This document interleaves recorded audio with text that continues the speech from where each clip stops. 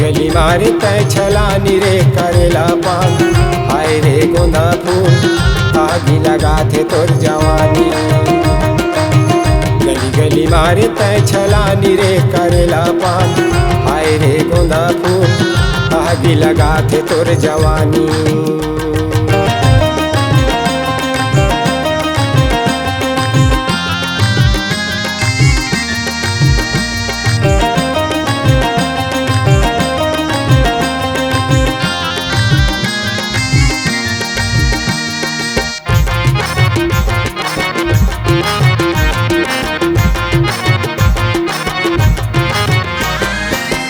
पैरी बजा के मोर मनला माता डरे।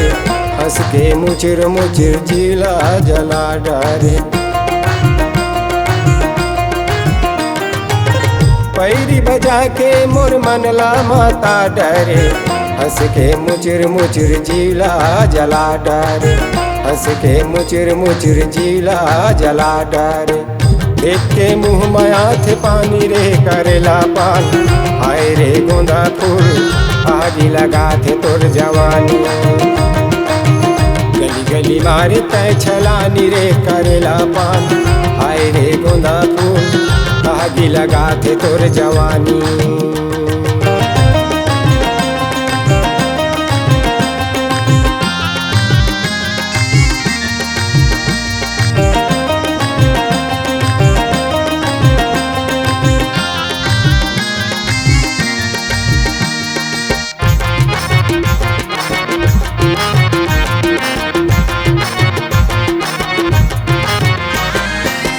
लहरत कारी चुंदी हाथ माँ मोबाइल हो। मुँह कस दारू टूरी हवा तोर स्टाइल हो। लहरत कारी चुंदी हाथ माँ मोबाइल हो।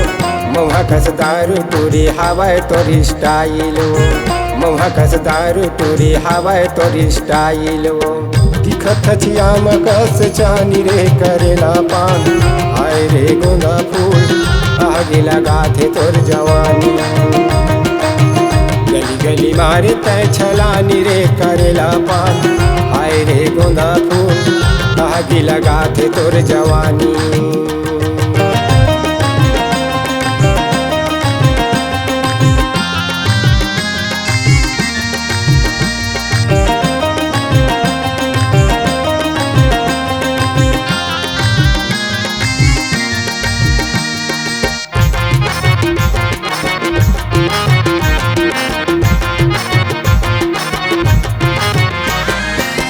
रेंग नहे नागिनी जैसे हिरनी जैसे चालो।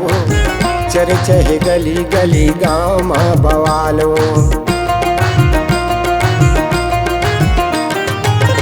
रेंग नहे नागिनी जैसे हिरनी जैसे चालो। चर चहे गली गली गाँव माँ बवालो।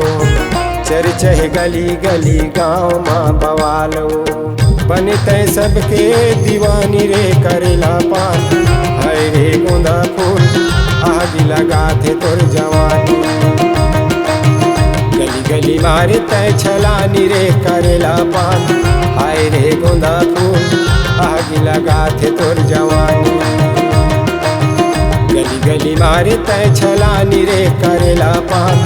हाय रे गोंदा फूल आगी लगा थे तोर जवानी।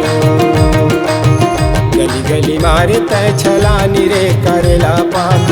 हाय रे गोंदा फूल आगी लगा थे तोर जवानी।